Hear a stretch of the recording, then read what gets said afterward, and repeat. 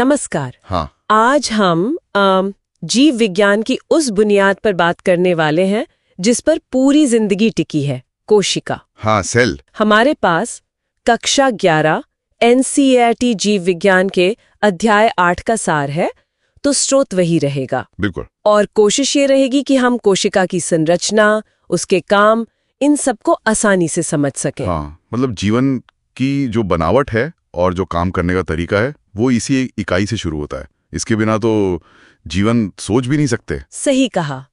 तो कहानी कहाँ से शुरू हुई? 1665 की बात है।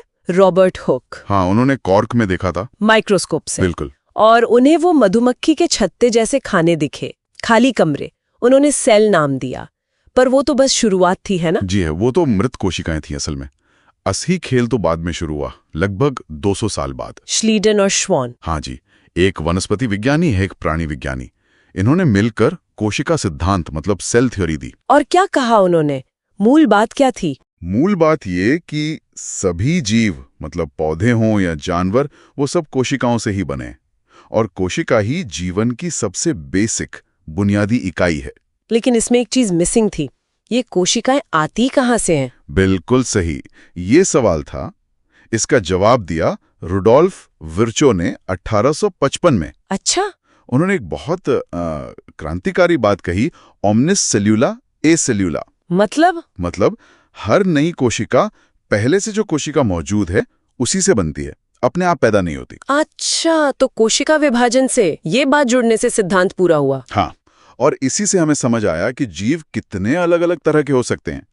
कुछ तो बस एक ही कोशिका वाले होते हैं। एक कोशिकीय, जैसे अमीबा। हाँ, अमीबा, बैक्टीरिया, वो एक अकेली कोशिका ही सब कुछ करती है, खाना, सांस लेना, बढ़ना, सब। और दूसरी तरफ हम जैसे जीव हैं, बहुकोशिकीय। खरबों कोशिकाएं। हाँ, और यहाँ स्पेशलाइजेशन है, मतलब हर कोशिका का अपना खास काम। दिमाग वाली सोचेंगी, मसल वाली हिलेंगी। बिल्कुल, कान का बंटवारा, डिवीजन ऑफ लेबर। कमाल का सिस्टम है। अब जरा कोशिकाओं के टाइप देख लेते हैं। मुख्यतः 2 तरह की होती है ना? हाँ, मोटे तौर पे 2 डिजाइन है। पहला है प्रोकैरियोटिक। प्रोकैरियोटिक, ये कौन सी है? ये पुरानी और सरल बनावट वाली कोशिकाएं हैं, साइज में भी छोटी।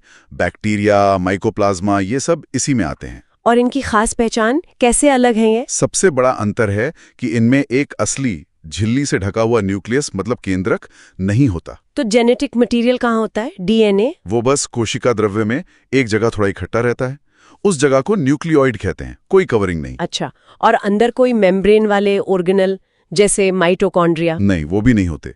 झिल्ली वाले कोशिकांग जैसे माइटोकॉन्ड्रिया, ER, गोल्जी, ये सब नहीं मिलेंगे। लेकिन कुछ तो होता होगा प्रोटीन बनाने के लिए? हाँ, राइबोसोम होते हैं, जरूर होते हैं, लेकिन वो 70S टाइप के होते हैं, छोटे वाले। 70S राइबोसोम, ठीक है। और बाहर की तरफ? बाहर कोशिका भित्ति होती है और कभी-कभी एक और लेयर ग्लाइकोकैलिक्स की, सुरक्षा के लिए। समझ गई। तो ये हुई प्रोकैरियोटिक। अब दूसरी वाली? दूसरी हैं यूकैरियोटिक कोशिकाएं। ये ज्यादा विकसित हैं, बड़ी भी हैं और जटिल भी। हम सब इन्हीं से बने, मतलब जंतु, पौधे, फंगस? जी हाँ, बिल्कुल। प्रोटिस्टा भी। फर्क तो वही है, इनमें एक असली डबल मेम्ब्रेन वाला केंद्रक होता है जिसके अंदर DNA सुरक्षित रहता है, जैसे एक तिजोरी में। हाँ, कह सकते हैं। और कोशिका द्रव्य में ढेर सारे झिल्ली वाले कोशिकांग भी होते हैं, mitochondria, ER, Golgi body, lysosome, सबका अपना अपना काम। जैसे हमारे शरीर में अंग होते हैं? बिल्कुल वैसा ही। और इनकी जो बाहरी झिल्ली है, प्लाज्मा मेम्ब्रेन। हाँ, उसका वो फ्लूइड मोज़ेक मॉडल, सिंगर और निकोलसन वाला। हाँ, वही।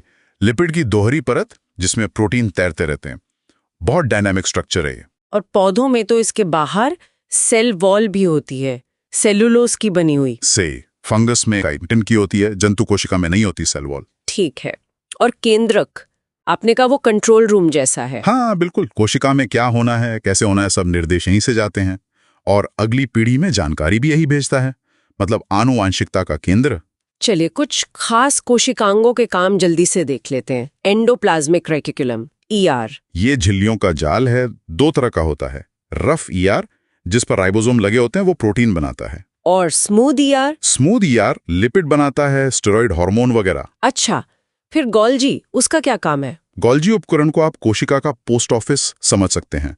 ये ER से आए प्रोटीन और लिपिड को प्रोसेस करता है, पैक करता है और फिर सही पते पर भेज देता है, कोशिका के अंदर या बाहर। पैकेजिंग और डिस्पैच, समझ गई।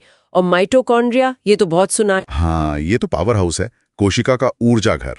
यहीं पर खाना टूटता है ऑक्सीजन की मदद से और एटीपी बनती है। एटीपी मतलब एनर्जी करेंसी। इसी से सारे काम होते हैं। बिल्कुल, बिना एटीपी के कोशिका कुछ नहीं कर सकती। और राइबोसोम, वो यूकेरियोट्स में भी होते हैं? हाँ, होते हैं, लेकिन ये एटीएस टाइप के होते हैं। प्रोकैरियोट्स वाले 70S से थोड़े बड़े और अलग, पर काम वही है, प्रोटीन बनाना। तो ये 70S और 80S का फर्क भी महत्वपूर्ण है? जी हाँ, ये विकास के क्रम को भी दिखाता है। तो अगर हम समेटें, प्रोकैरियोटिक और यूकैरियोटिक में मुख्य अंतर क्या हुआ है? मुख्य अंतर केंद्रक का होना या न होना, झिल्ली वाले कोशिकांगों का होना या न होना, राइबोसोम का टाइप 70S या 80S, और साइज का फर्क तो है ही। ये बिल्कुल जीवन के संगठन के दो अलग-अलग लेवल दिखाते हैं। हाँ, एक सरल, एक जटिल। सही कहा, एक पुराना मॉडल, एक नया मॉडल, ऐसा समझ लीजिए। तो आज के इस चर्चा में हमने कोशिका की दुनिया की एक झलक देखी, कैसे खोज हुई, क्या सिद्धांत हैं, और दो मुख्य तरह की कोशिकाएं, प्रोकैरियोटिक और यूकैरियोटिक, कैसे अलग हैं, कुछ जरूरी कोशिकांगों के काम भी समझें। हाँ, ये सब जानना बहुत जरूरी है। लेकिन यहाँ एक बात सोचने वाली है। क्या? कि कैसे एक इतनी छोटी सी जगह में, मतलब एक कोशिका के अंदर इतने सारे अलग अलग पुर्जे, माइटोकॉन्ड्रिया, ईआर, गोल्जी, केंद्रक, ये सब इतने परफेक्ट तालमेल से काम करते हैं। हाँ, ये तो है, इतना समन्वय। बिल्कुल, ये जो आंतरिक संगठन है, ये सहयोग है, यही शायद कोशिका को और जीवन को इतना अद्भुत बनाता है। इस पर आगे सोचा जा सकता है कि ये तालमेल बनता कैसे।